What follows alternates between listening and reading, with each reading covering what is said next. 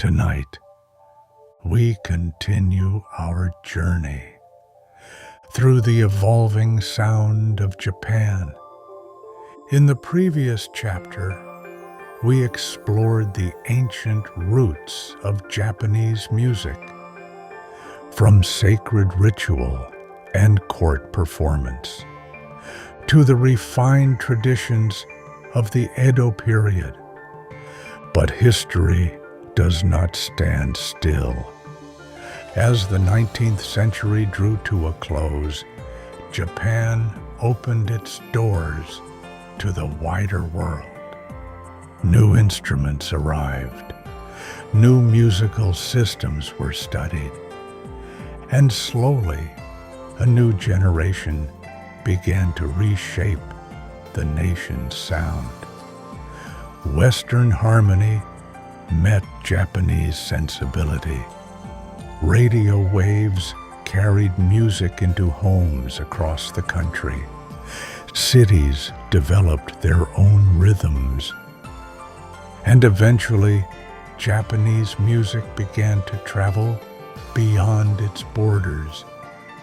From the arrival of Western bands to the polished glow of city pop, this chapter tells the story of how Japan's musical identity transformed in the modern age. So, settle in. Let the lights dim and the night grow quiet, and drift with us through the sounds of a changing Japan. Part 7. The opening of Japan, Western sound arrives.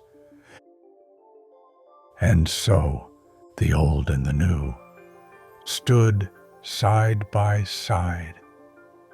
Temple bells still echoed. Shamisen strings still sang. But beyond the horizon, another sound was drawing closer. Not yet fully heard, not yet fully understood, just approaching. In the middle of the 19th century, Japan had lived for centuries in relative isolation. Its music had grown inward, refined, layered, deeply rooted in its own aesthetic logic. Silence was meaningful. Space was sacred. Melody moved horizontally like a brushstroke across paper. But the sea does not remain silent forever. And in 1853, black ships appeared on the horizon. They came not only with trade agreements and diplomatic pressure. They came with brass, with drums arranged in formation, with marching rhythms that moved not in curves, but in straight lines. Western military bands performed on deck and on shore. Trumpets cut sharply through the air. Snare drums snapped with mechanical precision. Harmony stacked upward, note upon note, forming structures unfamiliar to Japanese ears. For those listening, the experience must have felt overwhelming. Where was the pause? Where was the lingering breath between tones? Where was the subtle bend of a note, searching gently for resolution? Western harmony did not drift.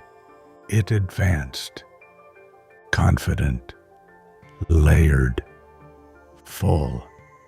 It filled space that Japanese music had long allowed to remain open. And yet, curiosity stirred. Some listeners leaned closer, not in rejection, but in wonder. The sheer weight of the sound, multiple voices moving at once, suggested a different way of organizing emotion. Not quieter, not louder, just different. As treaties were signed and ports were opened, Western instruments began to appear on land: clarinets, cornets, pianos carefully unloaded from ships, each one carrying not only a sound, but a system, notation, scales, rules of progression. Music was no longer only transmitted by memory. It could be written, standardized, replicated precisely. This concept alone marked a turning point. In the early years, the two musical worlds remained separate. Western bands performed for official ceremonies, diplomatic gatherings, military demonstrations. Traditional musicians continued their art in theaters, in temples, in festivals. The sounds did not yet blend. They coexisted like two languages spoken in the same city, but rarely in the same sentence. Then came the Meiji Restoration, a moment of deliberate transformation. Japan did not simply react to the West, it studied it systematically.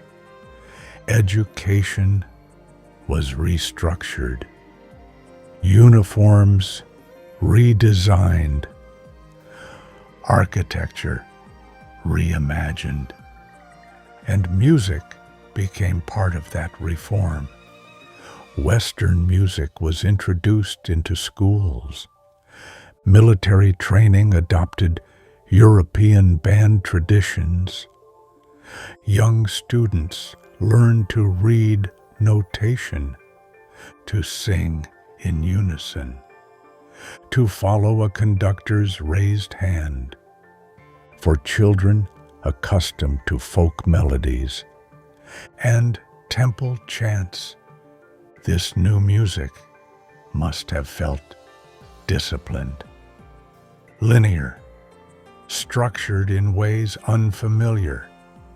Yet, repetition breeds familiarity, and soon Western tonal systems began to feel less foreign.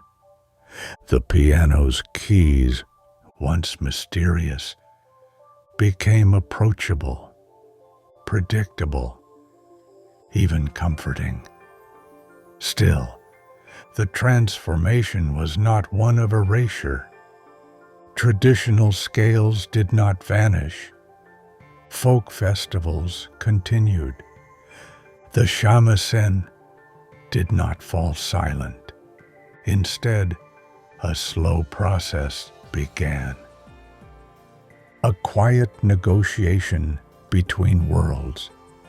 Japanese musicians listened carefully. They asked, what can be adopted? What must remain? How can something foreign become something meaningful? It is easy to imagine change as abrupt, but cultural transformation is rarely sudden.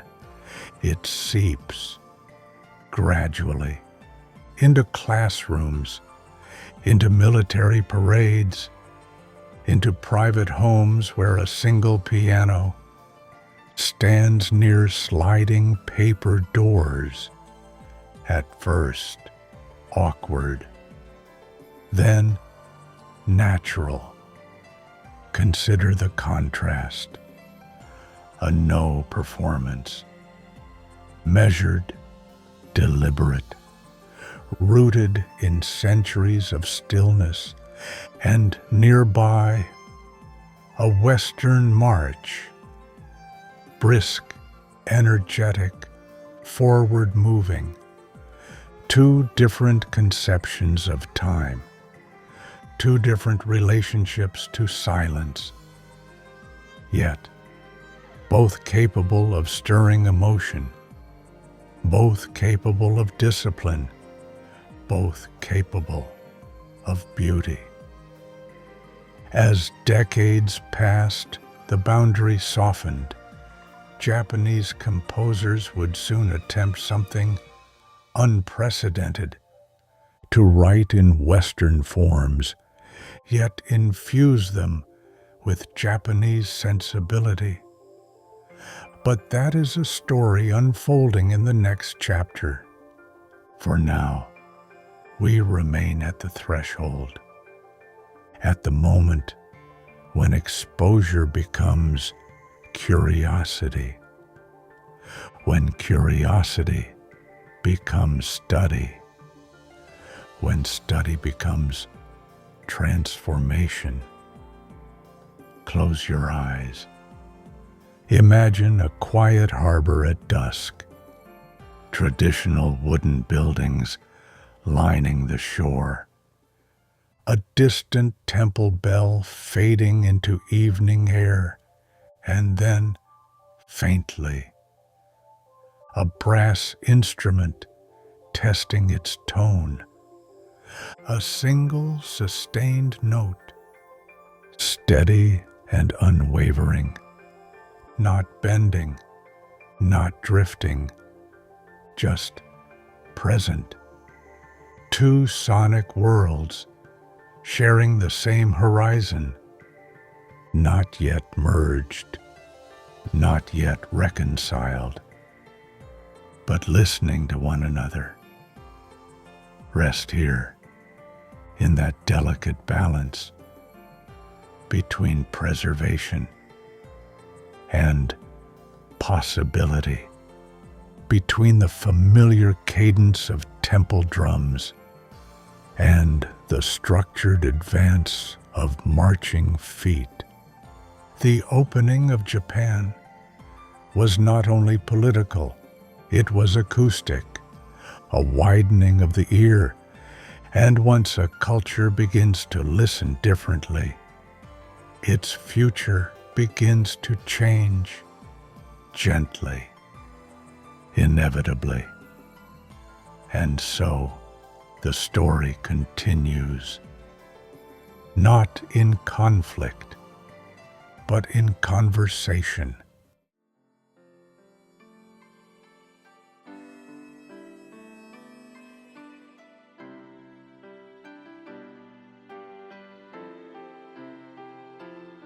Part 8. School songs and military bands. The conversation had begun, not in loud debate, but in careful listening. Temple bells still rang at dusk. Shamisen strings still trembled in quiet rooms. But now, another rhythm was learning to march across the same soil. In the early years of the Meiji era, change was no longer distant. It was deliberate. Japan did not merely hear Western sound. It studied it, systematically, carefully, with intention. Music entered classrooms, not as entertainment, but as education. Children gathered in wooden schoolhouses, their voices rising together in melodies newly written, songs with clear harmony, clear rhythm, clear direction. Unlike the free-flowing patterns of folk music, these songs moved forward with purpose, line by line, measure by measure. For many students, this was their first encounter with written notation, black marks on white paper, symbols representing pitch and duration. Music no longer lived only in memory. It could be read, corrected, repeated precisely. This shift was subtle, but profound. At the same time, military bands became a visible symbol of modernization. Uniformed musicians marched in formation, brass instruments gleaming in sunlight. Snare drums set the pace, each step synchronized, each note aligned. Sound became structure. Music became discipline, where traditional Japanese music often embraced flexible tempo, breathing with the performer. Military band music demanded precision, no lingering, no drifting. The downbeat was firm, collective, unquestioned. For a nation reshaping itself, this kind of sound carried meaning. Imagine a parade ground at twilight, boots moving in unison, trumpets cutting clean arcs of sound into the evening air. Behind them, wooden houses and paper lanterns, watching quietly, old and new, standing within the same frame, not yet blended, but undeniably connected. School songs, too, carried more than melody. They carried values, unity, order, progress. Children sang together, their individual voices merging into a single harmonic line. In that merging, a new cultural sound began to form. Not fully Western, not fully traditional, something in between. And yet, tradition did not disappear. Festivals continued. Temple drums echoed during summer nights. The shamisen still accompanied storytellers. The difference was this: Western sound was no longer a visitor. It had become part of daily life. The piano found its place in middle-class homes, often positioned near a window, sunlight falling across polished keys. At first, the instrument seemed foreign, heavy, angular, precise. But children learned quickly. Scales repeated, exercises practiced. Familiarity softened resistance. Music teachers played a quiet but crucial role. Many had studied abroad. Others learned from foreign instructors. They adapted Western curriculum to Japanese classrooms, sometimes translating lyrics, sometimes adjusting melodic phrasing. The process was not blind imitation. It was careful selection, adoption without surrender. there is something deeply human about learning through repetition. Voices rising together each morning, simple harmonies, predictable cadence. Over time, what once felt unfamiliar begins to feel natural, and what feels natural begins to shape identity. By the late 19th century, an entire generation had grown up with this dual inheritance. They knew the sound of temple bells. They also knew the sound of brass fanfares. They understood pentatonic scales. They also understood major and minor keys. Their ears had widened, and widened ears create new possibilities. But not all transitions are smooth. Some critics worried that Western music might overshadow tradition. Others believed it was essential for national strength. Debate unfolded quietly, not always in public speeches, but in practice rooms and rehearsal halls. Should music preserve the past or prepare the future? Perhaps it could do both.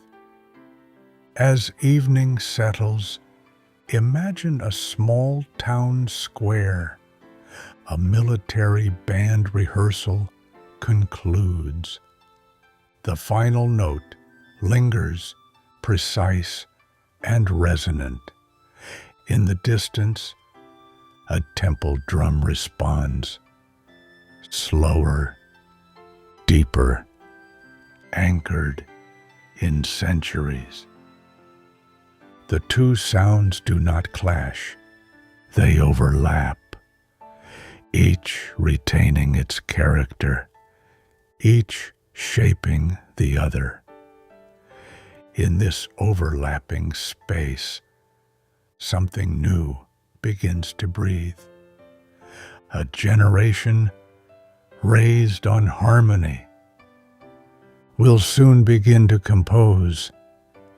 A nation trained in discipline will soon search for expression. The march and the chant will meet, but that meeting belongs to the next chapter.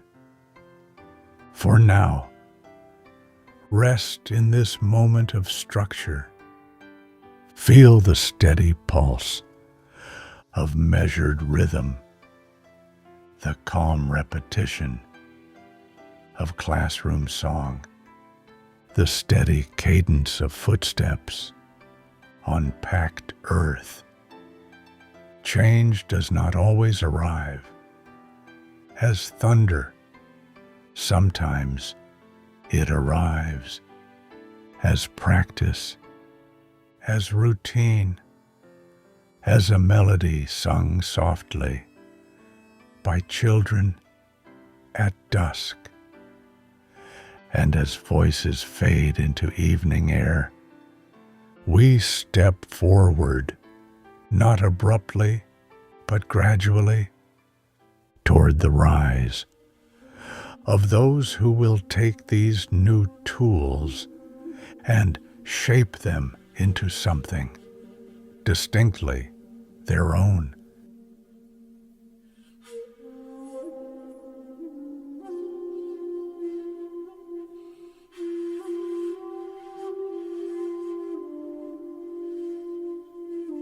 Part 9. The Rise of Japanese Composers. The steady rhythm of practice had reshaped a generation. Children who once sang school songs now sat at pianos. Students who marched in band formations, now studied harmony. The tools had arrived, the discipline had settled, and quietly a question began to form. If we can perform Western music, can we also create it? At first, composition felt like imitation. European forms were studied carefully. Sonatas, symphonies, art songs. Young musicians learned the architecture of sound, how themes develop, how harmonies resolve, how tension rises and releases.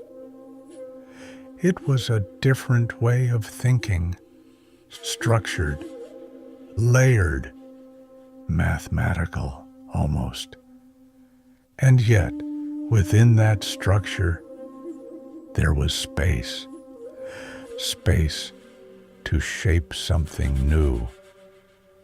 Among the early pioneers was a composer named Kosaku Yamada. He studied in Europe, absorbing German Romanticism. But when he returned home, he did not simply copy what he had learned. He listened again to Japanese folk melodies, to pentatonic scales, to the subtle bends of traditional song, and slowly he began weaving the two together. Imagine a melody that begins in a Western harmonic frame, but turns gently, unexpectedly, into a Japanese tonal color, a chord progression that moves forward with European logic, yet carries the emotional restraint of Japanese aesthetics. This was not collision, it was conversation. Composers of this era stood at a delicate threshold, too Western, and the music felt detached from home, too traditional, and it seemed disconnected from the modern world. Balance became an art, not dramatic fusion, but careful integration. Concert halls began to appear in cities. Audiences gathered, curious and attentive. They listened to orchestras perform works written by their own countrymen, music that sounded familiar, yet slightly transformed. The piano no longer felt foreign. The violin no longer felt distant. They had become instruments of Japanese expression. There is something intimate about hearing your own culture through a new lens. It is like seeing a childhood landscape illuminated by unfamiliar light. The shapes remain, but the shadows deepen, the contours sharpen, the meaning expands. Some compositions embraced lyricism. Art songs carried poetry in delicate phrases. Others experimented with orchestral texture, strings swelling gently, woodwinds tracing quiet arcs above them. But always there was restraint, a certain spaciousness. Even within Western harmony, silence remained respected. This was not accidental. Japanese aesthetic principles, Ma, the space between, continued to guide artistic instinct. Even when writing in symphonic form, composers allowed breath, allowed pause, allowed understatement. Western technique provided structure. Japanese sensibility provided soul. As decades passed, a distinctly modern Japanese sound emerged. It did not reject its influences. It did not deny its origins. It acknowledged both. In this acknowledgement, confidence grew. The question was no longer, can we compose Western music? It became, what is our voice within it? Imagine an evening recital. A pianist bows gently before sitting. The first notes are simple, measured, rooted in tonal harmony. But as the piece unfolds, a melody rises that feels unmistakably Japanese. Not through cliché, not through ornament, but through pacing, through emotional restraint, through subtle asymmetry. The audience listens quietly. There is pride, not loud, not boastful, but steady. A recognition that something has shifted. Japan is no longer only absorbing sound, it is shaping it. The rise of Japanese composers marked more than artistic development. It marked cultural confidence, the ability to stand between worlds without dissolving into either, to borrow without losing oneself, to innovate without severing roots. And yet, this was still only the beginning. Beyond the concert hall, new technologies waited, devices that could carry music into homes. Without live performance, new rhythms of urban life were forming. The next transformation would not be about composition alone, but about distribution, about how sound travels. For now, rest in this quiet emergence. The image of a composer at dusk, paper scattered across a wooden desk, a candle flickering. Outside, the distant echo of a temple bell. Inside, the gentle progression of a Western chord. Two histories meeting, not in conflict, but in harmony. And as the final note fades, we turn toward a new chapter, where music leaves the concert hall and enters the airwaves.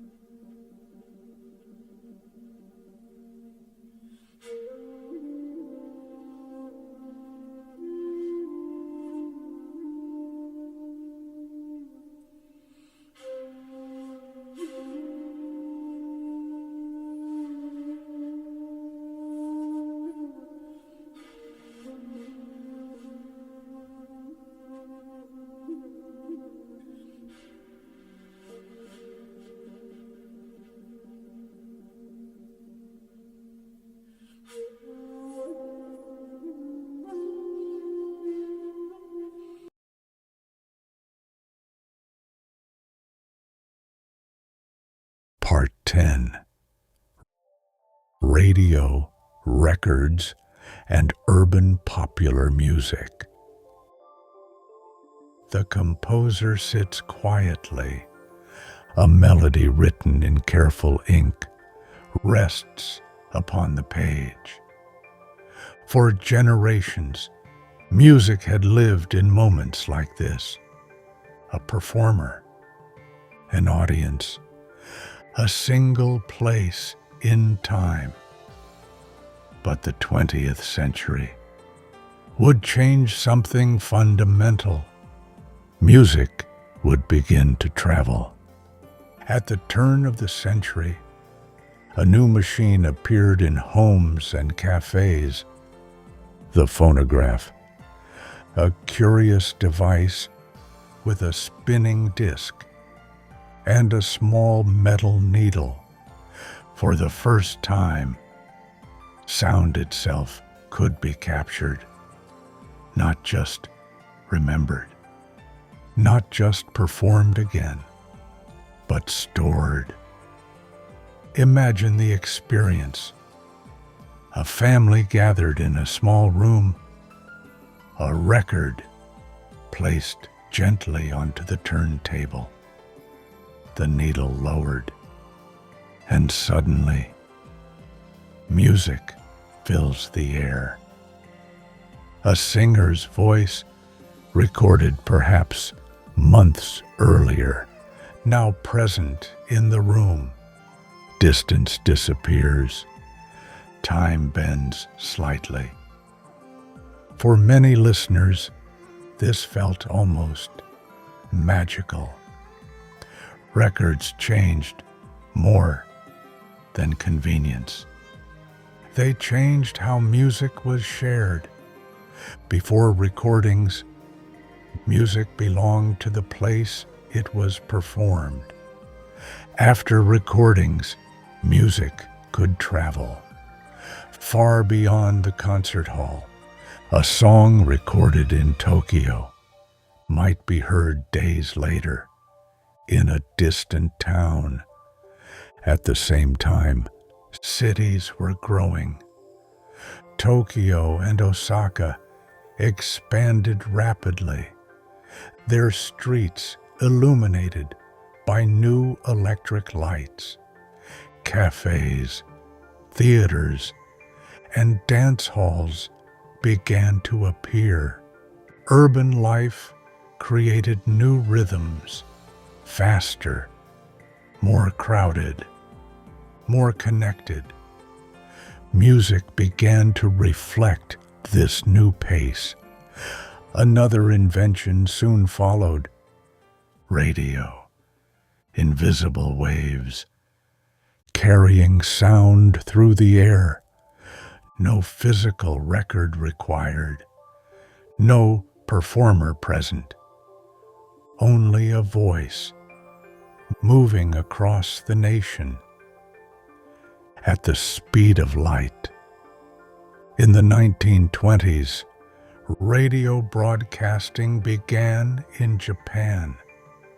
Programs included news, education, and of course, music. Families gathered around wooden receivers as warm vacuum tubes glowed softly inside.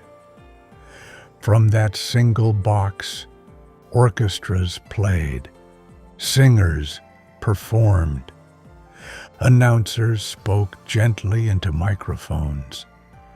Radio changed listening habits. Music was no longer something one sought out in a concert hall. It simply arrived into homes, into shops, into quiet evening rooms. And because millions listened at once, a shared musical culture began to form. Out of this new environment emerged a style known as ryukoka, literally popular song. These songs blended influences from many directions. Western harmony, Japanese melodic sensibility, urban emotion. They spoke of love, longing, modern life, and the quiet loneliness sometimes found in crowded cities. Early recording stars became recognizable voices across the country. People who had never met them still knew their songs, still hummed their melodies. For the first time, music created a kind of national conversation. Yet, the sound itself remained uniquely Japanese.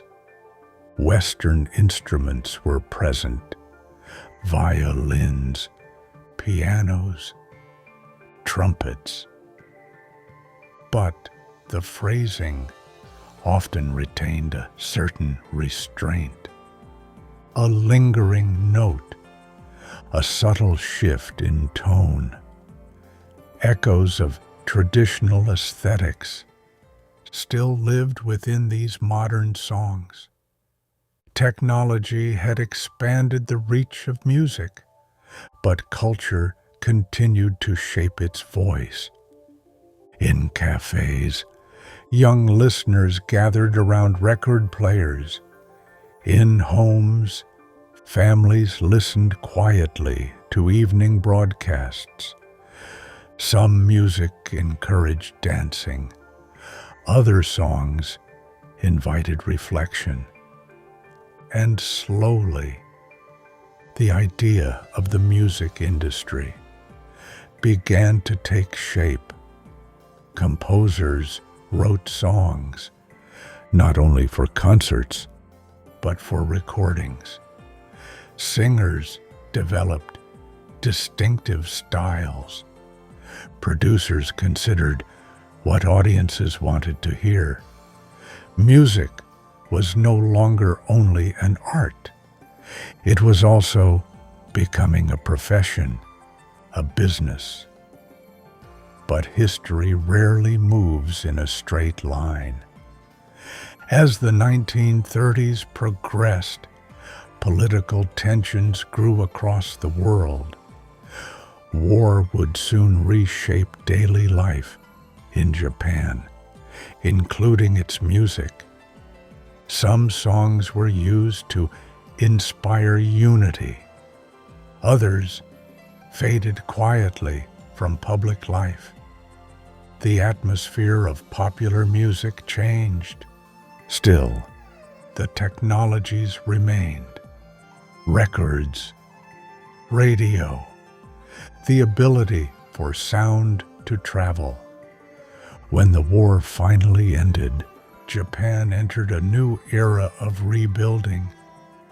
Cities, scarred by conflict, began slowly to recover, and music, once again, played a role in that recovery.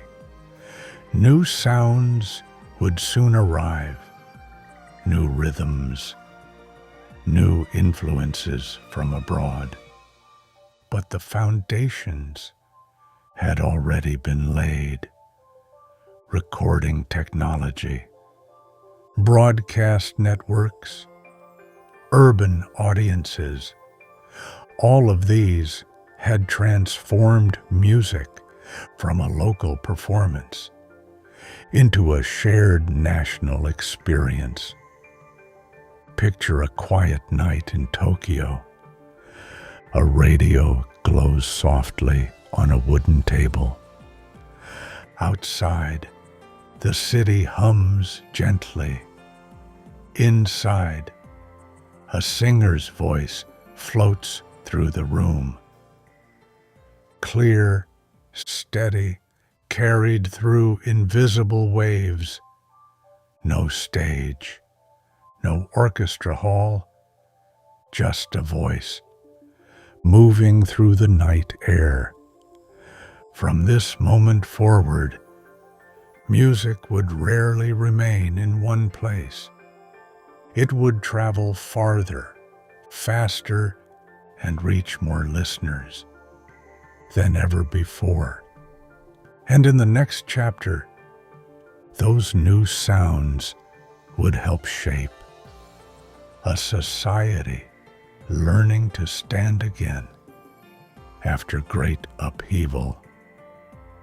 For now, let the gentle hum of the radio fade into the quiet of evening and drift with us toward the music of a rebuilding nation.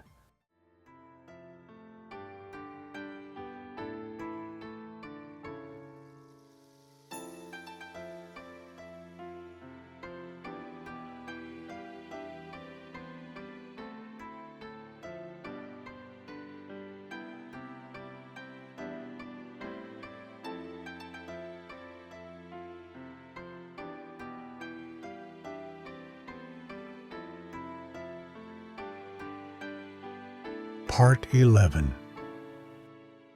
Postwar Sound and Cultural Rebuilding.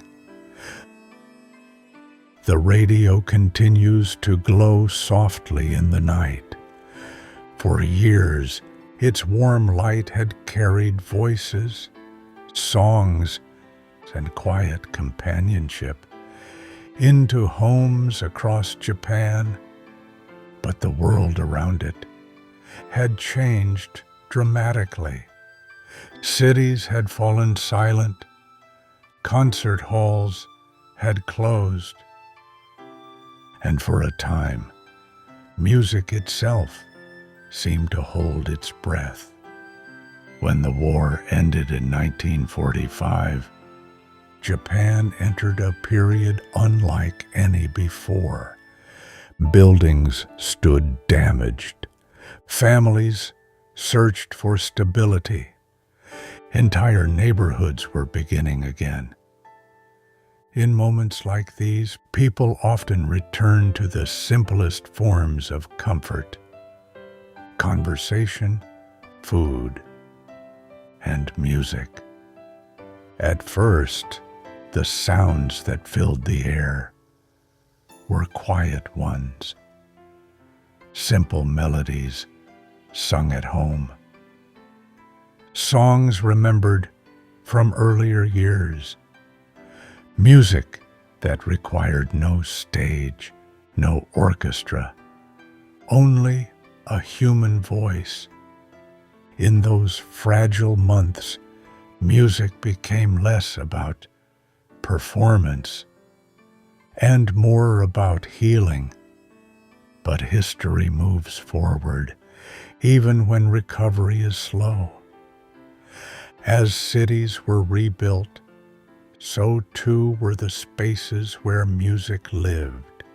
Theaters reopened, dance halls returned, radio stations resumed their broadcasts, and gradually, new sounds began to appear.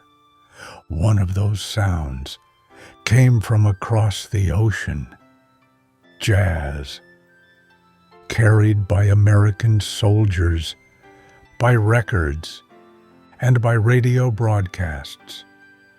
For many young listeners, the rhythms felt exciting, unexpected, alive. Jazz moved differently from traditional Japanese music. Its rhythms swung, its harmonies shifted freely.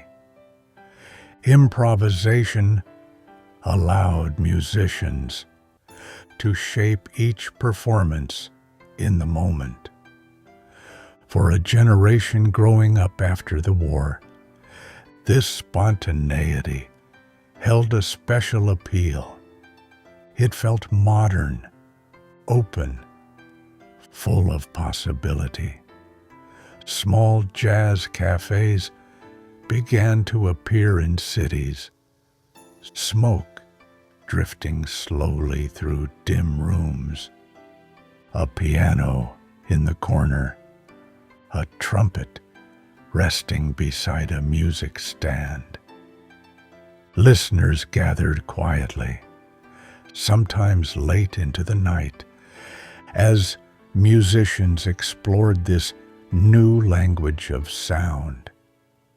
Yet even here, Japanese musicians did not simply imitate. They listened carefully.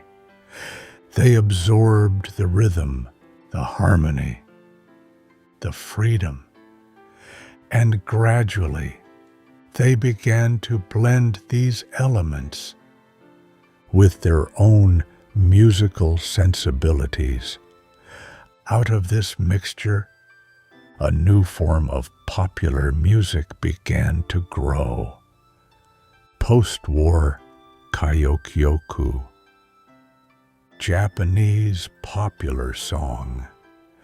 These songs often carried emotional melodies, supported by Western instruments, strings, piano, occasionally brass. But the phrasing remained distinctly Japanese, melancholy, gentle, reflective. For audiences still rebuilding their lives, these songs resonated deeply. They spoke of longing, of separation, of hope returning slowly. Music became a mirror for the emotions of an entire society. Technology also continued to evolve. Records improved, radio broadcasts expanded. Soon, television would join them. Music was no longer limited to one medium.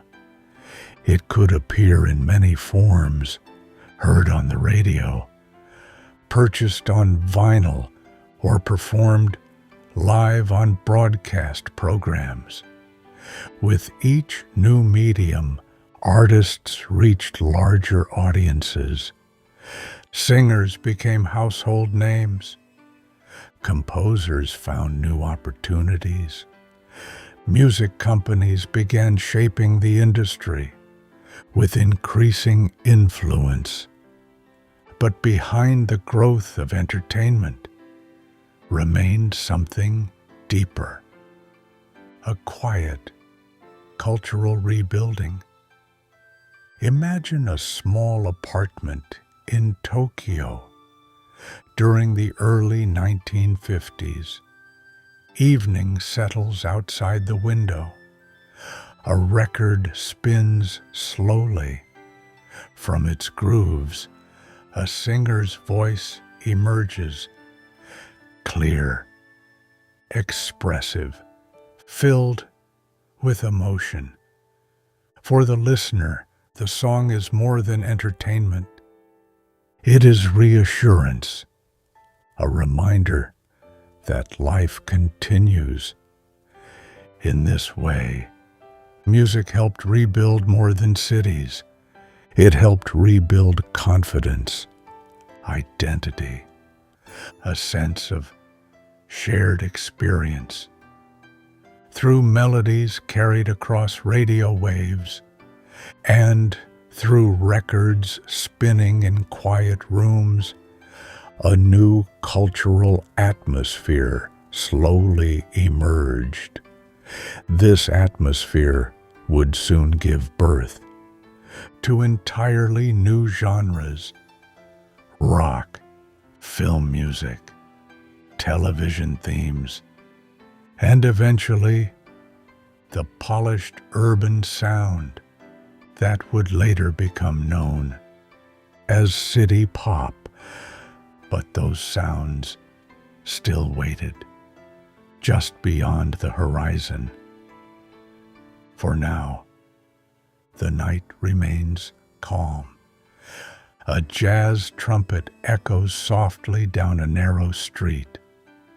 A record spins gently in a living room, and somewhere a radio announcer speaks quietly into a microphone. Japan is rebuilding, not only its buildings, but its voice.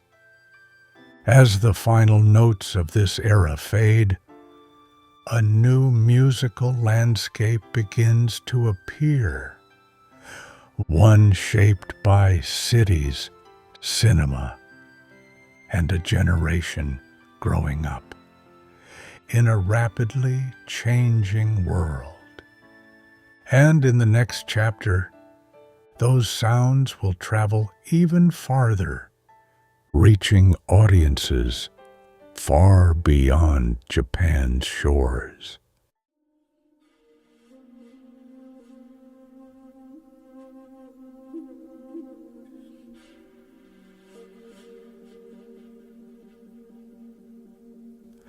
After years of rebuilding, streets once quiet at night now glow with light. Neon signs flicker softly. Trains move through the darkness with steady rhythm. And somewhere in an apartment above the street, a record begins to play. By the late 20th century, Japan had entered a new chapter.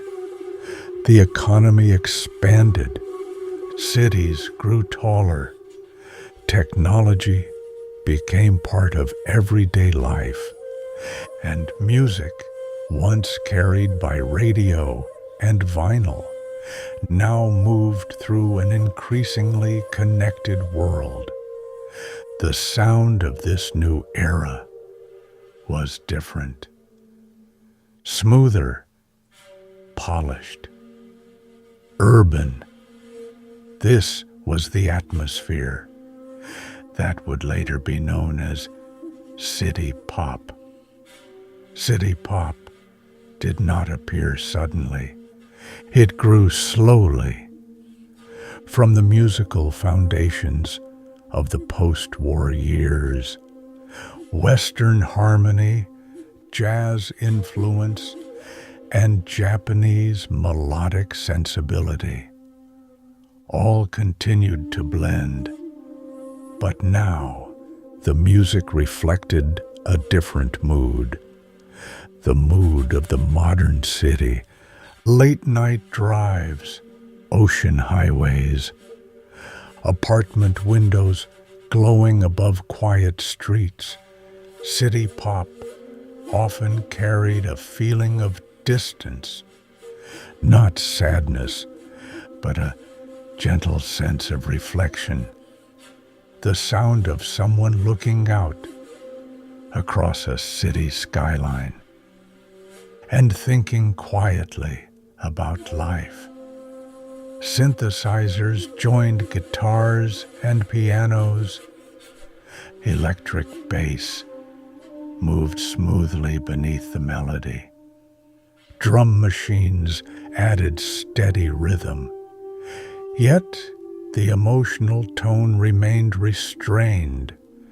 Even at its most polished, Japanese pop music often retained a certain softness, a certain space. At the same time, another form of music was shaping how people experienced sound. Film music. As Japanese cinema reached international audiences, composers began crafting soundtracks that carried deep emotional atmosphere. Strings swelling quietly beneath a scene, a piano motif repeating gently, a melody returning at just the right moment. Music in film has a unique power. It guides emotion without speaking. It tells the audience what the silence means. Japanese composers became masters of this subtle art. Their work often balanced simplicity with profound emotional resonance. Soon, another visual medium expanded this influence even further. Animation, what began as domestic entertainment, gradually became something much larger. Stories animated with careful detail carried music that listeners would remember for years, sometimes decades.